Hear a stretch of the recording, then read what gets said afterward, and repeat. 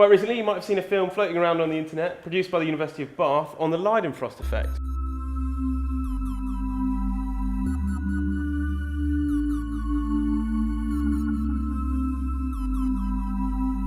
So what exactly is the Leidenfrost effect? The Leidenfrost effect is what happens when you put a drop of water on a very hot surface. Normally, if you put water on a hot surface, it bubbles and boils. Yeah. And the hotter the surface is, the faster it will boil. But as you make the surface hotter and hotter, then the rate at which the water boils suddenly drops. And that's because shall I demonstrate? Do, yeah. So here I have a room temperature piece of metal. Here we have a very hot plate. If I put the piece of metal on the hot plate, the piece of metal starts to heat up.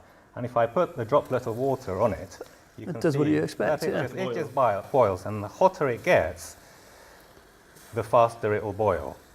But when the surface is hot enough, you can start to see it happening now. Sort of bunching up. Yeah, that's right. The water beads up.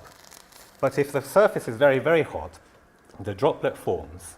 The water evaporates from the bottom. And so you have a constant flow of steam from underneath the droplet. So it sort of levitates away from the hot plate. That's right. And that creates an insulating layer of steam, basically thermally insulating the droplet from the hot surface beneath. So the boiling rate of the droplet goes way down and the droplet lasts for much longer. That's so weird.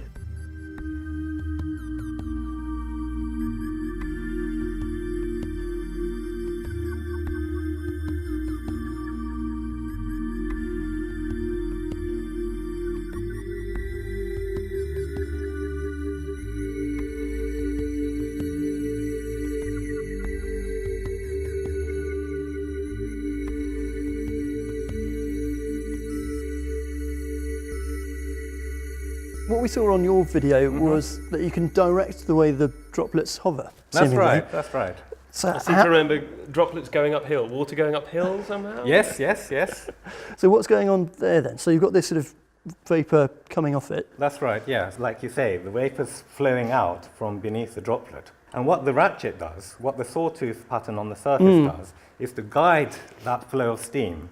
So if, for example, you imagine the teeth going down towards you, and you imagine the Leidenfrost droplet sitting on top of this, then the steam coming out is going to want to escape going through the path of least resistance. The steam flows down the teeth and then out and inwards like this. Okay. So underneath the droplet, there's a constant flow of steam in the forwards direction, Right. and the droplet is sitting on it. And so it's like if you have a balloon floating on the river and the river's flowing, then the balloon's dragged along with it. So similarly here, the steam is flowing forwards and the droplet is being pulled forwards. And you put it to good use in a maze, which you've kindly brought along with you. So I reckon we have a little bit of a play around with that one and see if we can replicate it.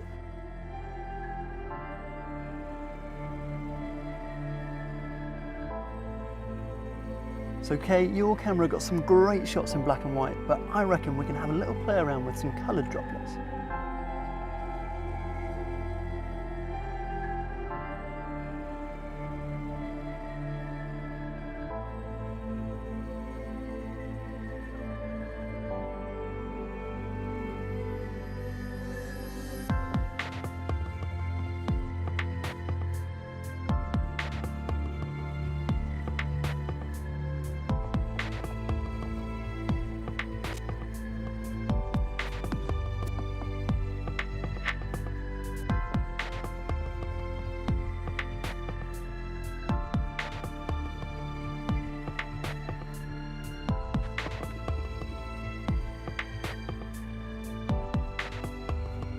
For more amazing science, don't forget to subscribe to Earth Unplugged and also to check out Kay's video. It'll be in the links in the description.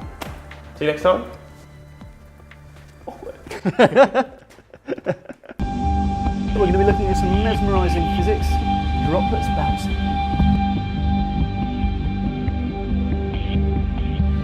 So our spinny wheel of colour here is going to be demonstrating to us two forces. That's going to be centrifugal, which is going to be the paint flying out, and centripetal, which is going to be the paint trying to cling to the disc itself.